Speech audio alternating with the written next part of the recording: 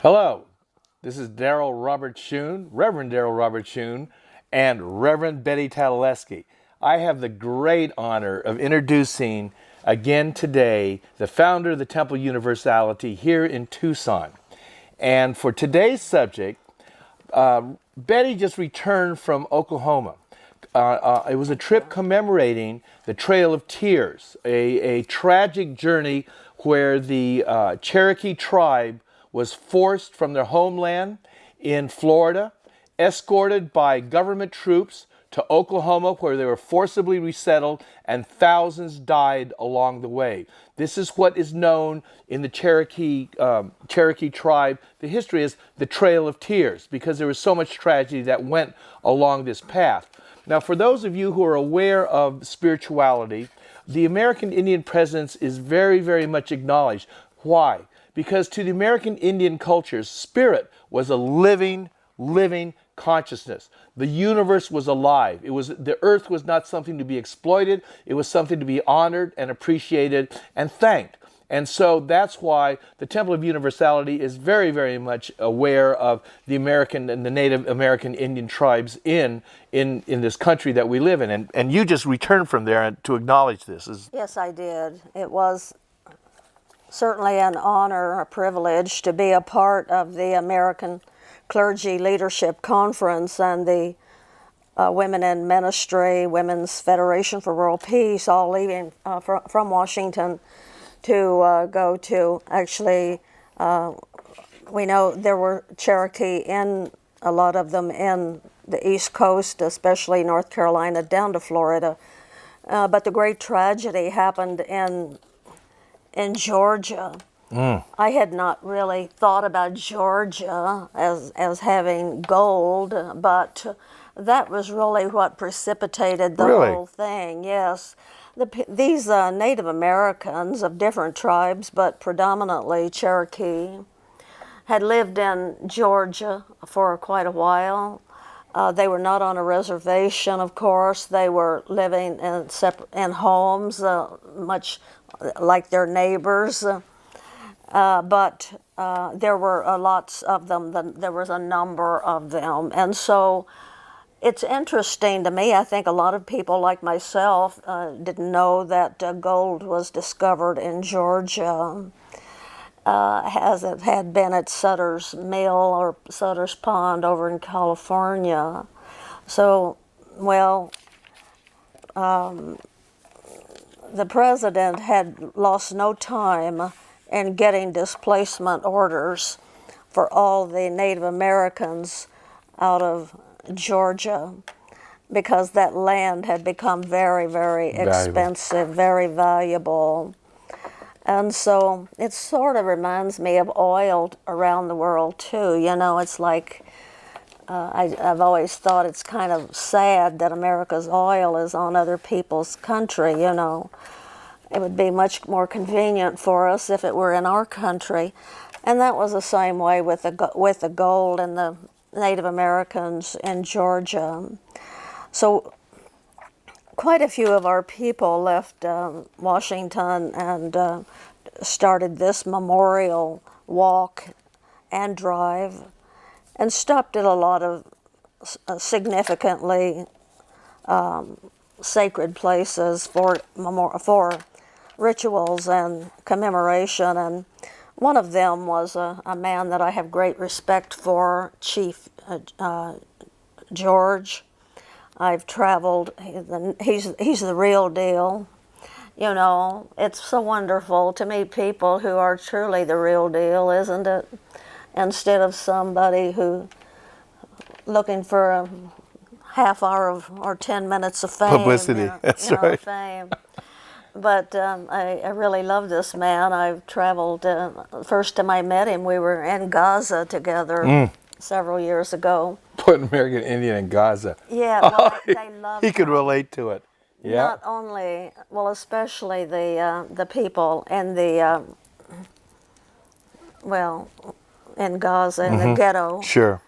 But also the Palestinians really love the Native Americans too. So on most of our journeys of the 26 that I've been on to the Middle East, we've had our Native American delegates, and because they even the Israelis actually too appreciate the history of the Native Americans, because for 2,000 years a lot of them have not had it too fine either. And they were a tribe too, weren't they? They were a tribe. They were a tribe, and as they would say, we've tried many ways to get rid of them, annihilate them. When you go into the memorial there in Israel, the Holocaust memorial, you can, you breathe very deeply and you sigh and cry. We need to change a lot of things in the world. But I love to be with Chief George, and the way that, especially the first time in 2003, when I was in Gaza with him and saw the reverence with which the people were there. As a matter of fact, you remember the early part of the year, Spirit, Saint Germain, and our teachers did tell us that this year is going to be a major focus for the appreciation of Native Americans. And so this is certainly timely that we are doing these things, and people are being impressed to remember who weren't in there and heard those words. So, the temple itself has a Cherokee minister, Reverend Susan. We have Apache, DJ Morrison. We have had a Navajo. She's moved out now, but a Navajo who was also a veteran of the Iraq War. So, being Universalist, of course, we have ministers and people from all religions and no religions, because we know that religions are created by people who are inspired into a particular path of the one God, and so we revere all of them. But I remember early on this year when Spirit told me that I would be spending more time with Native Americans this year than I would be overseas. Well, a month ago I was in Korea and came home and went directly, to Oklahoma. So it is happening. We're very glad that we are, because all we have to do is look around us and see the smoke, see the waters, the drowning, and all of the things that are happening that we say, oh, well, Mother Nature may be angry with us. Well, she has certainly a right to do that, and we can see how that's happening. We it is actually very timely that we begin to recognize that since we know there are no coincidences, there are no accidents, that everything that happens is what we are creating as and using the same cosmic laws that do not bend and will not break, that Jesus talked about when he said, as a man thinks it is. And so when we started thinking about where each one of us is special, and then our denomination is special, more special than yours, my color is more important than yours. It seems like we find so many ways to divide ourselves from other folks, doesn't it? And so this does not serve us well. Except, Betty, every way you divide it, people divide it, they're better than everybody else. Well, yes. No matter who they are. And that's what, that's what kind of sad about it, because we are going to pay a very big price. I remember, 9/11 really shook this country up, a lot of the world, I guess, but mostly here, and it was really to shake us awake, but it didn't happen that way. It just shook us up into a way of being fearful of other folks, which doesn't make sense to me. But you know, back there in Oklahoma, it was twofold for me, and that was one for the recognition, the opportunity to memorialize and to thank these people and say, I'm sorry. I'm sorry that we were so ignorant that we had to treat you this way. You described at one time how they were moved from Georgia, Betty. And I think it would be good to talk about how, when Andrew Jackson, after they discovered gold, here these Indians had been living on the land. They had homesteads. They were peaceful folks. They were Homesteads, homesteaders. exactly. They were Yes, homesteaders. they were not on a reservation. Yeah, they were homesteaders. And all of a sudden, they discovered gold, and people wanted them off the land. They wanted out of there because they wanted wrote the that gold one quickly. real fast. They wrote that displacement thing very quickly. And the history that has been found of people in said when the armies burst in to each place, they might be eating. They may be in their shirt sleeves. Maybe I doubt they had their shoes on. The children may be sleeping, napping. They didn't give you 2 minutes. There was no notice. They just came with guns and the army and moved them. Now, move or you get shot. Yeah. Move. This is how it started. And so, for those 17,000 people, by the time they got to Oklahoma, half were not with them. They died along the way. Most of the children died, and most of the older people died. And then they were incarcerated in what they call detention camps, or the Indians since then have called them concentration camps. So it wasn't an experience that America should be doing to those native people, to the immigrants that we are, and the immigrants who came into this country. So, well, I needn't get into it because it's so very obvious, but, we're doubling forces on the border here to 20,000 from 10,000. So I think, for me, at this time of the year, and the 4th of July and independence, and we're all immigrants here, unless we really are Native Americans who have been, as Dr. Jeffrey Goodman has proven, not 10,000 years, but 25, at least 25,000 years here. So, we didn't have visas or immigration papers when we got here either. So we really should take a look at that. But the ceremonies that we did at Tahlequah, Oklahoma, which, by the way, is very, very wonderful. It's something that I think would be appropriate for all of America and each state to recognize and memorialize the people from that era, and so it is very, very beautifully done, okay?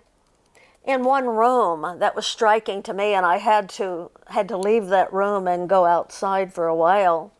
In one room, there is nothing but mannequins, of course, but very real life, and they are just covered in sheets because they're dead, because it's their spirit, and their spirit is still at Tahlequah. And that's what we need to appreciate. Like the poems that I received at Normandy Beach, the people are still there, only we don't see their bodies. So this was a very good memorial, I would say. But for me, it was also especially good. We did ceremonies there with Chief George, and I told you we had, there was a powwow. You think of a powwow out on a big outside. This was not, okay? It was a big building, twice as big as this, corrugated. It was the Cheyenne Arapaho tribes, nations, and it's 20 minutes from Marilyn Katulik's house. Okay. Convenient for you. It's convenient. But she lives in a beautiful area, suburb here, and Marilyn is very, very connected with the Native American heritage and the memorial. So, as you also know, because you met her in Korea, Marilyn is very, very involved with the White Eagle. She founded herself the White Eagle International, and this organization, dream of hers, is with Mary Fallon, the governor of Oklahoma, the woman, I forget her name, who is the Speaker of the House, the Congressman and Reverend Fontroy, who travels the world with us with MEPI, Middle East Peace Initiative, and Antonio Betancourt, my dear friend who has negotiated with North Korea 25 times before anybody knew Americans were going over there. Who has an International Peace Center in Washington. So all of these people, and as I've said, I found out I was a part of it, and of course I was floored because, how did I do this? How did I get in this international little conclave as they have there? But what their objective is sounds quite impossible, really. Especially with the governor of Oklahoma, Mary Fallon, and their objective is to get some of the money back from the Native American oil in Oklahoma and give it to the Native Americans. Isn't that how interesting? How interesting! Why would you want to give the money that they owe them back to the Americans? So when she told me that's good. That because I'm certainly a White Eagle devotee, and my brother has a White Eagle Center. My sister's channeled him for 25 years, and we're all friends and companions of White Eagle, and I have his picture right here. This is one depiction of him. Now, first of all, I'm showing you a picture of White Eagle, and then on the next breath I will tell you that White Eagle is a combination of great spirits, of great masters, and not an individual. But we like to feel that people are individual because it's my White Eagle, okay? And so on Monday morning, we do pay honor to these great ones, and we call White Eagle. White being teacher, Eagle mean high teacher. So one of the things that was really wonderful about this trip too is that I was hosted by Marilyn and 3 other Pentecostal ministers. And I've not been that close to Pentecostals for a long time, since my grandma was one, and I was Southern Baptist. And then you became a Catholic. And then a Catholic, and all of that amalgamation here. But it was so wonderful because we had a great time. But we also had a meeting there. Some of the people from Washington came to Marilyn's house, and I told you what a great time we had with her.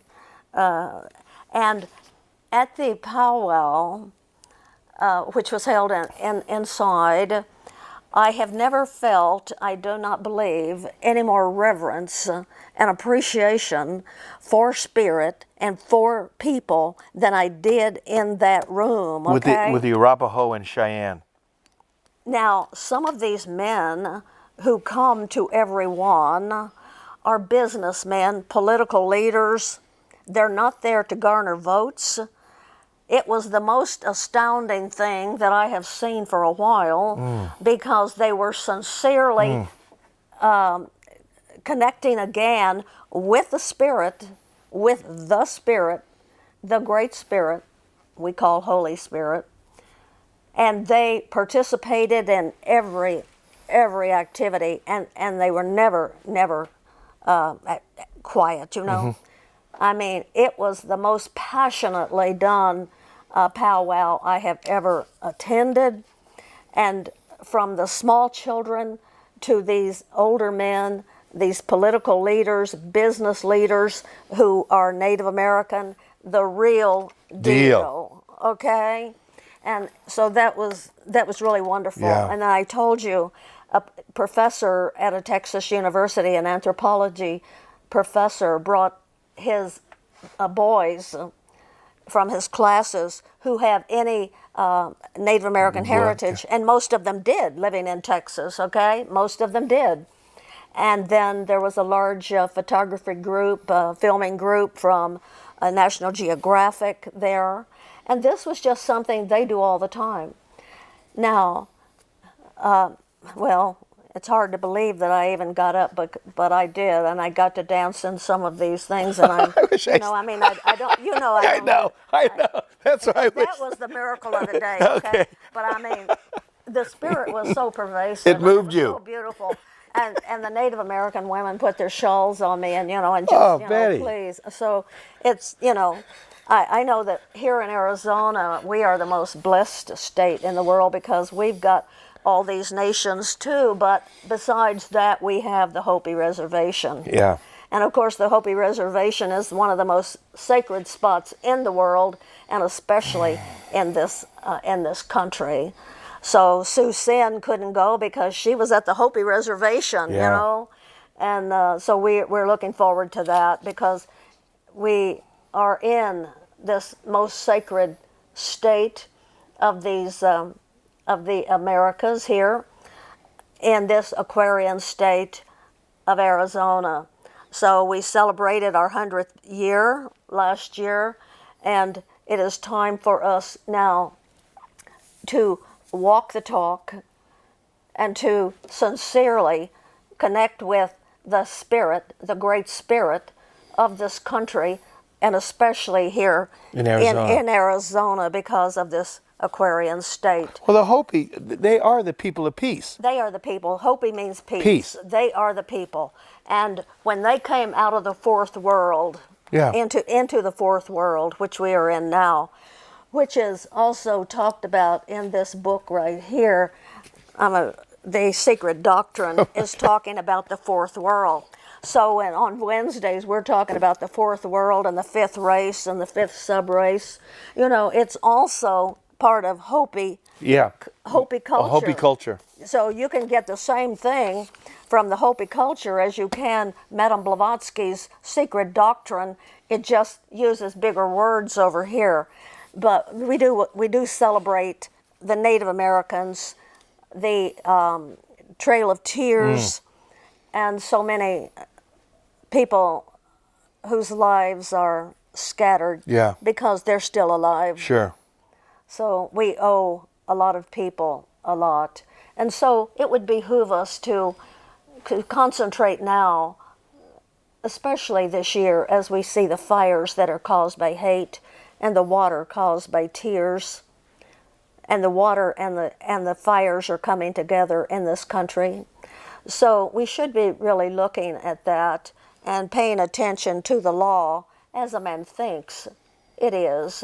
And so we have not created a lot of things for ourselves that perhaps we should look at and probably try to make some better choices, don't you think? Yeah, and Betty, weren't you told by Spirit that there was going to be a lot of trouble with water and with fire? Water and fire. The earth changes. The earth changes. changes. And I want to find that channeling from Spirit. Yeah. Because they said, it's coming true. It's just like your teacher. Yeah. When he told me about you.